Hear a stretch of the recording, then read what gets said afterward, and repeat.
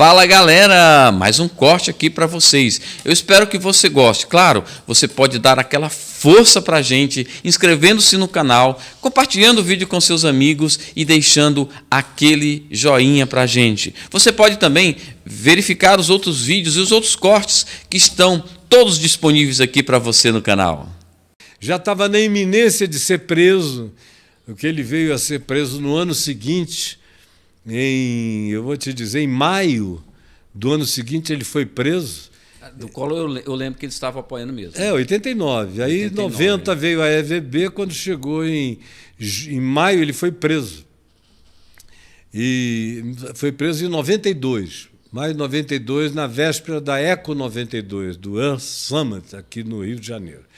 Então, primeiro evento sobre meio ambiente na Terra. E aí ele foi preso, a Universal me ligou, lá Provita Vieira e os bispos de lá. Caio, por favor, socorre a gente, o Macedo acabou de ser preso por charlatanismo, vigarice, lavagem de dinheiro, sei lá, algumas coisas assim, eram umas 3 acusações. E aí eu pedi, me mandem a acusação para eu ler. E eu estava indo para Brasília, vindo a Brasília, para pregar aqui no Petrônio Portela, no Senado, num evento que estava precedendo o impeachment do Collor, já estava iniciando. 92, né? 92, o processo de impeachment do Collor. Sim. E eu fui chamado para falar sobre o assunto e não sei o que e tal. Eu até escrevi um livro chamado A Bíblia e o Impeachment, porque para crente era um pecado você... Mesmo numa democracia, mesmo numa democracia onde a autoridade é o povo e a Constituição, mas crente estava acostumado era com César, com rei, com militares. Crente foi talhado para obedecer autoridades absolutas. Na igreja também, quase todas as igrejas tinham autoridades absolutas, dinastias absolutas. Então, crente foi feito para golpes militares ou de coisas dessa natureza. Então, você dizendo, cara, a democracia é tua, você tem liberdade para escolher. Você é a autoridade, é o povo, é governo do povo, do voto. Mas eles não. Se ele está lá, Deus botou. Eu digo, não foi Deus, foi o voto. Foi o voto, não contaram os votos, não deu maioria para fulano e não para cicrano. Por que o que teve maioria assumiu? Foi Deus que votou? Que foi lá votar? Foi você. Mas não adiantava. É muita estupidez. Aí eu escrevi um livro, A Bíblia e o Impeachment, pelo menos para as lideranças lerem e diminuírem a resistência a respeito daquele impeachment que era... Foi o primeiro, né? Foi insofismável. Não dava para negar que o negócio tinha passado de todas as medidas. Furgão, né? Não, ali foi o pretexto. Foi só o pretexto. O negócio, a grana mesmo foi o PC Farias e os dinheiros, os milhões de dólares vontade, buscados lá no Uruguai, encheram jumbos que trouxeram cheios de dinheiro. Aí eu sei da história por outras vias, não vou contar aqui quem me contou, porque seria uma entregação. Quem me contou foi lá buscar. Foi lá buscar a grana. Então, eu sabia de tudo. E aí, voltando ao Macedo, ele me disse, aqui nessa igreja não tem, Jesus só inspira essas piedades que eu não quero. Eu quero aqui, não é o que está certo, é o que dá certo. E o que dá certo é o que eu faço. E para reunir meios, dinheiro e recursos, eu faço qualquer negócio. Eu dou cheque sem fundo, eu emito nota fiscal fria, eu lavo dinheiro. Ele falou na minha cara, eu ouvindo assim. Falei, não é possível, esse cara deve estar num dia surtado. De nada de Deus. Nada. Aí eu perguntei, escuta, e onde é que Jesus entrou nessa história toda? Aí ele disse, não, no início eu era do candomblé, então quando eu me converti, eu fui lá para a igreja tal, depois acabei lá com o bispo Roberto Macalister na Nova Vida, mas era uma coisa assim muito educada para o meu gosto. Aí eu falei para o Macalister, olha, eu estou saindo daqui porque o senhor não vai a lugar nenhum, o senhor vai ficar aí com essa coisinha educadinha, eu quero é botar para quebrar e o senhor vai ouvir falar muito de mim ainda do que eu vou fazer nesse país. Aí ele e o Soares saíram juntos.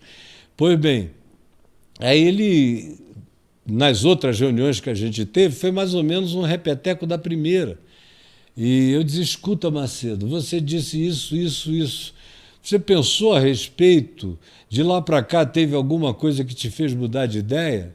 Não é exatamente isso e tal e tal. E eu fui ficando convencido de que eu estava lidando com um cara que tinha convicções perversas completamente dele, que ele não estava disposto a abrir mão de nada, não se condoía com nada nem com ninguém. Não demorou muito tempo, ele começou a perseguir pessoas lá dentro. O Renato Suete mesmo, que era o braço direito, quando ele esteve preso, e eu ajudei a tirá-lo da prisão, naquele tempo a Universal disse que foi a fala que eu fiz aqui no Petrônio Portela, quando eu terminei de falar sobre o impeachment do Collor e tudo mais, eu falei sobre a prisão do Macedo, e que os argumentos que eu tinha lido nos autos eram muito frágeis, pífios. E eu falei, se formos aplicar esses mesmos princípios de um modo geral, eu queria sugerir, como presidente da Associação Evangélica Brasileira, que praticamente 80% dos pastores evangélicos fossem presos também, porque praticam o mesmo tipo de estelionato. E também vocês deveriam prender todos os sacerdotes católicos, que transformam uma hóstia em corpo de Cristo, e que o povo chega a pensar que se morder a hóstia pode sangrar porque é o corpo de Cristo, que a Eucaristia é Jesus transubstanciado e tal. Então, se for usar essas categorias que se usou para prender o Macedo, não escapa praticamente ninguém, muito pouca gente, inclusive do meio pentecostal e neopentecostal. É uma injustiça que ele esteja lá sozinho, se a acusação for essa. Agora, se vocês quiserem lidar com coisa séria, eu falei lá para todo mundo, estavam todos os senadores, lotado de deputados federais, o próprio Lula estava presente na mesa comigo, e o presidente do Congresso, o presidente da Câmara, várias pessoas daquela época, das figuras mais eminentes, e ouvindo aquilo, e o povo ficou em pé e aplaudiu quando eu terminei de falar aquela história do Macedo. Falei, se vocês quiserem fazer coisa séria, o Macedo eventualmente merece uma auditoria da Receita Federal, para ver de onde vem tanto dinheiro, sem nenhuma origem declarada, finalidades que não são muito claras, o dinheiro da igreja se mistura com recursos pessoais, a coisa começa sendo adquirida em nome da igreja, daqui a pouco você vê que é propriedade privada do Macedo. Mas como os autos não constam disso, a minha sugestão é que ele seja libertado o quanto antes, ou então que prendam todo mundo. E aí, como não dava para prender todo mundo, o Macedo foi libertado. Aí me ligou, muito grato, achou que por eu ter dito aquilo, eu tinha mudado pessoalmente de posição. Aí teve mais uma insistência para entrar na EVB. Eu falei, não, cara, eu só falei o que é verdade. Agora, eu não estou em favor de nada do que você faz. Para mim, é tudo contra o Evangelho. E aí eu fui ficando apavorado quando eu fui vendo pessoas como o Robson Rodovalho, o César Augusto, o Estevão Hernandes me procurarem, que eram membros da EVB, me procurarem e dizerem, Caio, você é o nosso presidente, mas eu preciso abrir o coração e dizer o seguinte, eu estive com o Macedo, rapaz, o cara é doido, mas dá certo. Aí eu falei, o quê? Eu me lembro de tomar um café aqui com o Rodovalho e o César Augusto no Hotel Torres, em janeiro de 1990, no Congresso Geração 90, aqui em Brasília, em janeiro de 90. Aquele hotel que fica na torre mesmo, ele já acabou. Acabou. Já acabou. Era de uma família, família turístico, né? Família amiga minha, de árabes queridos, tinha um restaurante lá no Alto Árabe, excelente e tal, onde eu me hospedava naquele tempo regularmente. Então, a gente tomando café ali, E eles me disseram isso. Eu olhei para aquilo e falei, não, eu não acredito que vocês estão falando isso. Não, a gente vai imitá-lo, mas não totalmente. Nós vamos fazer uma adaptação para fazer uma espécie de universal para classe média, classe média alta. Então a gente vai tirar alguns fetiches, vamos tirar algumas coisas, mas a arquitetura, a estrutura de poder, a piramidalidade, todas essas coisas que a gente viu como é que funcionam lá, nós vamos manter, porque só dá para ter dinheiro e fazer diferença, e comprar TV, e comprar rádio, e criar um nome, e ter poder político, e ter os políticos na mão, se a gente se tornar ministérios midiáticos, como o dele, com instrumentos de mídia, isso e aquilo. Eu ouvindo aquilo tudo, daqui a pouco vem o Hernandes, o Estevão Hernandes, e me diz praticamente a mesma coisa, parecia que tinham combinado. Eu fiquei chocado, eu falei, o que é que deu em vocês? E ouvi a mesma história que eu já tinha ouvido do Macedo. Caio, tudo que você prega está certo, mas não dá certo. Não dá dinheiro. Não dá certo.